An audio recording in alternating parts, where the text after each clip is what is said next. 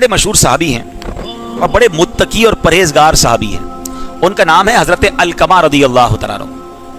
हज़रत अलकमा बड़े मुत्तकी और परहेजगार सहाबी थे। नमाज, रोज़ा, सदका, खैरात, इबादतें बजा लाते थे। आप रदी अल्लाह तआला अन्हु बीमार हो गए और इतने बीमार हो गए कि आपकी बीमारी बढ़ते बढ़ते यहाँ तक पहुँच गई कि आपके आखिरी वक्त आ गया।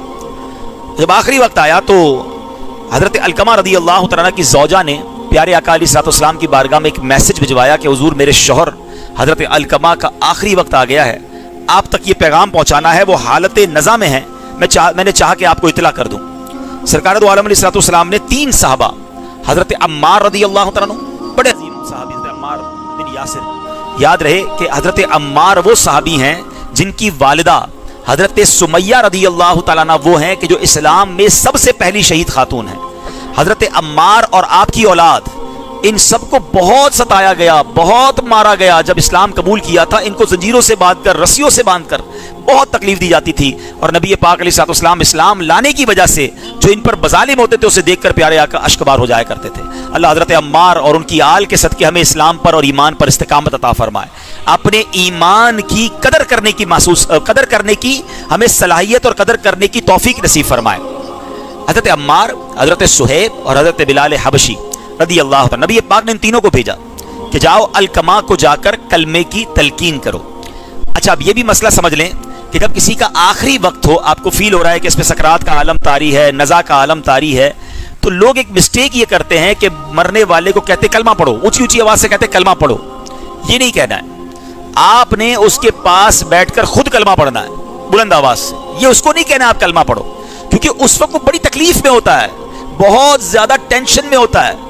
अगर खुदा ना खास्ता उस तकलीफ के आलम में उसके मुंह से ये निकल जाए कि मैं नहीं पढ़ता या माज़ अल्लाह मैं कलमे को नहीं मानता, तो कहीं ऐसा ना हो कि उसके खात्मा बुरा हो जाए। हम ये नहीं कहते उसका खात्मा बुरा हुआ, इसकी पूरी तफसील है कि किस आलम में कहा, किस पोजीशन में कहा। लेकिन उलमा बड़ा प्यारा तरीका बताते हैं कि आप बैठे हैं उसके पास, 2-3 अफराद बैठ जाएं और सब बुलंद आवाज़ से कलमा पढ़ना शुरू कर दे, ला इलाहा इल्लल्लाह मुहम्मदुर रसूलुल्लाह सल्लल्लाहु तआला अलैहि वसल्लम, अशहदु अल्ला इलाहा इल्लल्लाह वहदहु ला शरीका लह व अशहदु अन्ना सय्यदना व मौलाना मुहम्मदन अब्दुहु व रसूलुहु। आप दुरूद पाक पढ़ते रहें, आप कलमा पढ़ते रहें, ताकि वो सुनते रहें और अल्लाह उसको तौफीक दे दे कि उसकी ज़बान से भी कलमा अदा हो जाए। तो ये तीनों सहाबा गए। अच्छा, हज़रत अलकमा खुद भी सहाबी हैं, ठीक है ना। अब ये तीनों सहाबा गए और उन्होंने हज़रत अलकमा को कलमा शहादत की तलकीन की।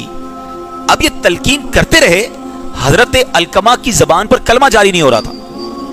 अब वो जानते थे कि तो सहाबी रसूल हैं। ये सहाबा आ गए प्यारे आका अलैहिस्सलाम के पास, कहा हुजूर अलकमा की ज़बान पर कलमा जारी नहीं हो रहा है। तो नबी पाक अलैहिस्सलाम ने क्या खूबसूरत फरमाया, क्या इनके वालिदैन में से कोई जिंदा है? कहा जी या रसूल अल्लाह, इनकी वालदा हैं, काफ़ी बूढ़ी हैं और वो जिंदा हैं। कहा इनकी वालदा को पैगाम दो कि अगर आपके लिए आसानी है तो मेरे पास आ जाएं। नबी पाक ने फरमाया मेरे दरबार में आ जाएं, और अगर वो नहीं आ सकती तो घर में ठहरे, मैं खुद आ रहा हूं। सरकार दो आलम अलैहिस्सलाम ने इस पे हमें अदब भी सिखाया बड़ों का। हालांकि नबी पाक तो सबके आका है ना, वो तो सारी उम्मत आपकी गुलाम है, मगर क्या खूबसूरत फरमाने कि अगर आसानी से आ सके तो आ जाएं, वरना मैं आपके घर आ रहा हूं। ये हमें भी सीखने को मिल रहा है कि बुजुर्गों को तकलीफ नहीं दी जाती है, बुजुर्गों का अदब किया जाता है, चाहे वो मालो दौलत में, शोहरत में, दीगर मकाम में आपसे बज़ाहिर छोटे हों। बाज़ औक़ात होता है हमारे अपने मुलाज़िम भी बड़ी उम्र के होते हैं, हमारे गरीब रिश्तेदार होते हैं वो बड़ी उम्र के होते हैं, आम मस्जिद का नमाजी होता है, कुछ भी हो जाए, अगर उसके बाल सफ़ेद हो गए हैं, आपको पता है रिवायतों में आता है अल्लाह पाक फरमाता है मुझे उस शख्स को अजाब देने में शर्म आती है, हया आती है जो इस्लाम में बूढ़ा हो गया हो। यानी बूढ़ों का एक मकाम है। हाँ, अब यहाँ बूढ़ों से भी एक बात कर लूँ कि बूढ़ों को भी फिर ख्याल रखना चाहिए कि आपके बाल सफ़ेद हो गए फिर भी आपकी ज़बान अगर गुनाह कर रही है, आपकी आदतें दुरुस्त नहीं है तो आप दुरुस्त करें। लेकिन इन बाकी लोगों को ये सिखाया गया है कि बड़ों का अदब करे। एक हदीस पाक है जिसका मजमून है कि जो शख्स अपने बच्चों पर शफकत ना करे और अपने बड़ों का अदब ना करे वो हम में से नहीं। नबी पाक क्या फरमा रहे, वो हम में से नहीं है। प्यारे आका ने दूर कर दिया उसको अपने आप से। कुछ लोग हर वक्त बच्चों को डांटते हैं और हर वक्त बड़ों के साथ बदतमीजी करते हैं। ये बहुत बुरी आदत है। शफीक, मेहरबान, मुस्कुराने वाले बन जाओ। बच्चों से प्यार और बड़ों का अदब। और ये हमेशा याद रखें, बाअदब बानसीब, बेअदब बदनसीब। बेअदब नहीं बख्श, बेअदब आपने देखे बर्बादी होता है दुनिया में भी। अच्छा, फिर जो किसी का अदब नहीं करता लोग भी उसका अदब नहीं करते। ये प्यार और अदब चीज ही ऐसी है। आप प्यार दें आपको प्यार मिलेगा, आप रिस्पेक्ट दें, आपको रिस्पेक्ट मिलेगी। लोग कहते हैं मेरी कोई इज्जत नहीं करता। हजरत आप किसी की करते हैं? आप करना तो शुरू करें ना, फिर आपकी लोग करना शुरू हो जाएंगे। आप जनाब से गुफ्तगू करें, प्यार से बात करें, अदब से बात करें, मदीना मदीना हो जाएगा। तो अब नबी पाक ने क्या फरमाया हजरत अलकमा की वालदा के लिए कि वो आ सकती हैं तो आ जाएं, वरना मैं आ रहा हूं। हजरत अलकमा की वालदा भी सहाबी की वालदा थी। उन्होंने कहा हुजूर आप क्यों तशरीफ लाएंगे, मेरा हक ज्यादा है, मैं हाजिर होती हूं। वो नबी पाक अलैहिस्सलाम के दरबार में आ गई। प्यारे आका अलैहिस्सलाम ने उनकी वालदा से पूछा, ए उम्मे अलकमा ये बताओ अलकमा कैसा है? माँ से बेटे के बारे में पूछा। वो कहती हुजूर मेरा बेटा तो बड़ा नेक है, नमाजी है, रोजे रखता है, सदके खैरात देता है। मेरे आका ने फरमाया नहीं, मैंने ये नहीं पूछा, बताओ तुम्हारे साथ कैसा है। समझिएगा बात को, रोजे भी थे, नमाजें भी थी, हज और सदके भी थे और सहाबी भी थे। सहाबी का तो मर्तबा कितना बड़ा है ना। आका ने फरमाया ये नहीं, बताओ तुम्हारे साथ मामला कैसा है। कहा हुजूर मैं इससे नाराज हूं। माँ ने क्या कहा? मैं उससे नाराज हूं। फरमाया वजह क्या है?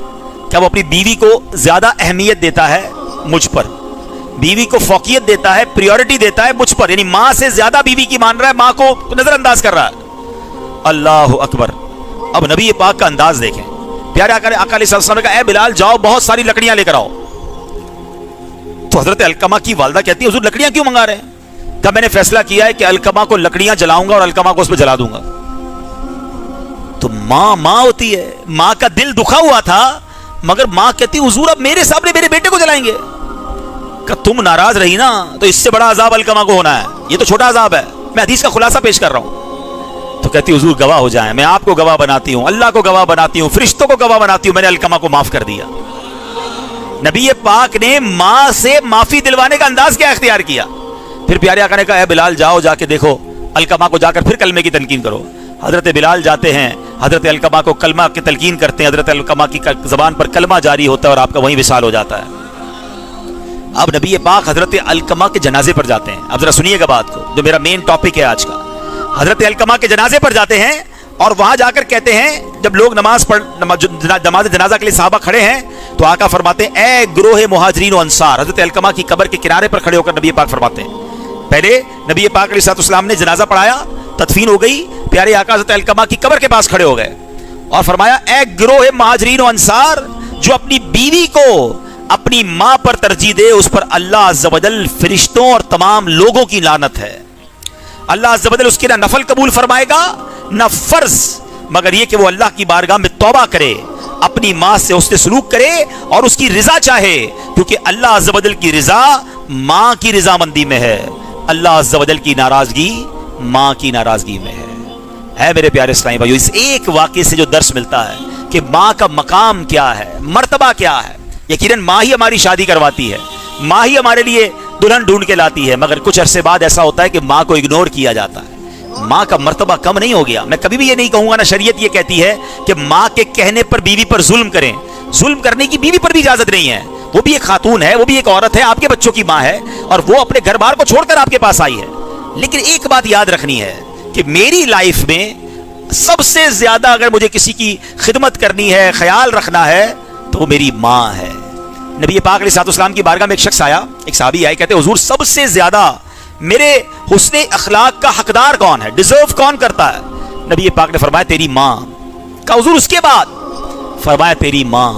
कहा हुजूर उसके बाद? फरमाया तेरी माँ। हुजूर उसके बाद? फरमाया तेरा वालिद। यानी बाकी दोस्तों, रिश्तेदारों, पड़ोसियों की बारी तो बाद में है, टॉप लेवल पे कौन है? माँ और वालिद। हम तो जनाब दोस्तों पे जान कुर्बान, आधी रात को दोस्त के लिए हाजिर, माँ बुलाए तो टाइम नहीं है, अबू कहे तो मौका नहीं है, नहीं। अच्छा, उलमा ने इस पर भी बहुत खूबसूरत क्या बात है मेरे आका की, फरमाइए 3 बार तो नबी पाक ने फरमाया ना माँ, ये ऐसे नहीं फरमाया, इसके पीछे भी कोई राज है। वालिद को 1 बार, माँ को 3 बार। मेरे आका का कोई जुमला, कोई लफ्ज फजूल नहीं है ना। वो तो सुभान अल्लाह कैसा दहन है, वो दहन जिसकी हर बात वही खुदा, चश्माए इल्म व हिकमत पे लाखों सलाम। तो फरमाया 3 बार। पता है माँ क्यों कहा है? माँ 3 तकलीफें उठाती है। माँ पहले पेट में बच्चे को 9 महीने पालती है, कितनी तकलीफ होती है, फिर पैदाइश के वक्त मौत के मुंह से वापस आती है, ये बिल्कुल बहुत तकलीफ वाला मरहला है। फिर तीसरा मेहरबानी करती है, बच्चे को दूध पिलाती है, पालती है। माँ करती है 3 एहसान बच्चे पर, बाप करता है 1 एहसान, बाप पालता है, लेकिन माँ ने जो बकिया 2 एहसान किए, इसकी वजह से माँ का मकाम आला है। हाँ, ऐसा नहीं कि वालिद को पूछना छोड़ दें। बड़ी प्यारी उलमा ने कैटेगराइज किया कि इज्जत वालिद की ज्यादा करनी है, क्योंकि वालिद ہماری والدہ کا بھی شوہر ہے, اور خدمت جو ہے وہ ماں کی زیادہ کرنی ہے. یہ دو آنکھیں ہیں, بندہ یہ نہیں کہہ سکتا ایک آنکھ کام کی نہیں ہے. میری دونوں آنکھیں میری آنکھوں کا نور ہیں, اسی طرح میرے ماں باپ بھی میری آنکھوں کا نور ہیں. اچھا, اب بڑی خوبصورت بات سنیے گا کہ یہ پوچھا گیا کہ والدین کی وفات کے بعد انہیں راضی کیسے کیا جا سکتا ہے. اگر ہم میں سے کوئی ایسا ہے جس کے والدین چلے گئے تو وہ کیا کرے؟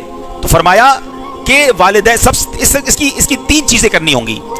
خود نیک بن جائے, پرہیزگار بن جائے, کیونکہ والدین کی ہمیشہ سے تمنا رہتی ہے کہ میرا بیٹا نیک ہو جائے. تو اگر بیٹا نیک ہو جائے گا, نیکیاں کرے گا, تو ماں باپ اس سے راضی ہو جائیں گے.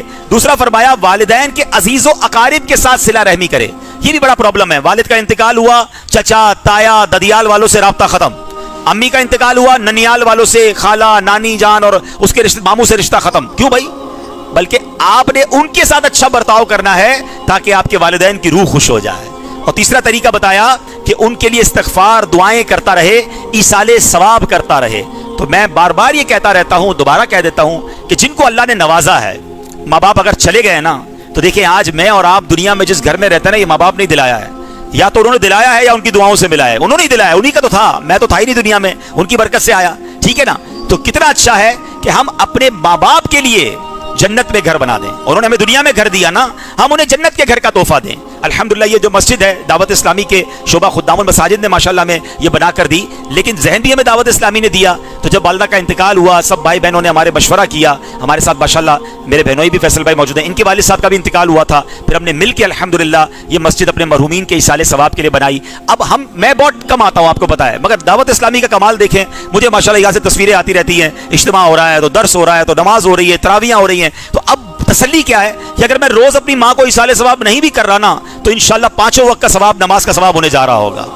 یہ آج کا اجتماع. اچھا, آج کا اجتماع کرنے کی وجہ کیا تھی؟ یہ بھی تحدیث نعمت کے لیے کہہ رہا ہوں, شاید کسی کے دل میں بات لگ جائے کہ لوگ ماں باپ کو بھول جاتے ہیں مرنے کے بعد. تو میں نے سوچا, میرے بھائی سے بھی میں نے مشورہ کیا کہ یار اگر امی ابو ہوتے تو ہم ان کو افطار کے لیے گھر پہ تو بلاتے نا, ان کی کوئی دعوت کرتے. اب امی ابو تو نہیں ہے, رمضان آ گیا ہے, تو کیوں نہ ایک ایسی امی ابو کی دعوت کریں کہ ان کی مسجد میں چلتے ہیں, وہیں اجتماع کرتے ہیں اور سب کو افطار کرواتے ہیں.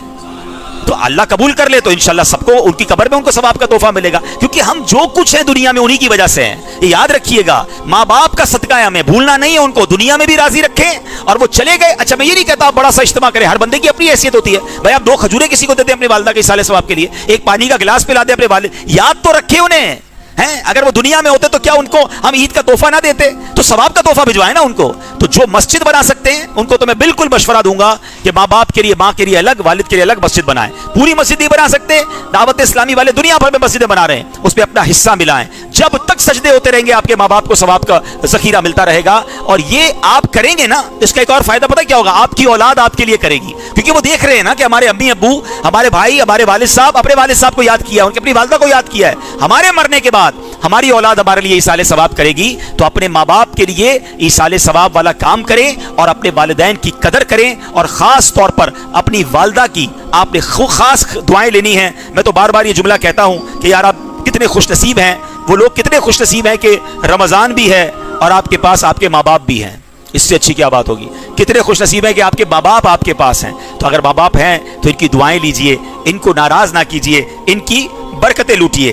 ایک اور بڑی کمال کی حدیث ہے جو بہت سارے لوگوں کو, اسلامی بھائیوں کو بھی, اللہ کرے میرا یہ کلپ گھر کی خواتین بھی سنیں, ورنہ اس کلپ کے, اس بیان کا شارٹ کلپ بنا کے ہم چلائیں گے. اب حدیث سن لیں, میری بہنوں کے لیے بھی حدیث ہے, میری بھائیوں کے لیے بھی ہے. اللہ کے حبیب علیہ السلام سے عرض کی گئی, عورت پر سب سے بڑا حق کس کا ہے؟ اگر کوئی عورت ہے, سب سے زیادہ حق اس پر کس کا ہے؟ فرمایا اس کے شوہر کا. اور مرد پر سب سے بڑا حق اس کی ماں کا.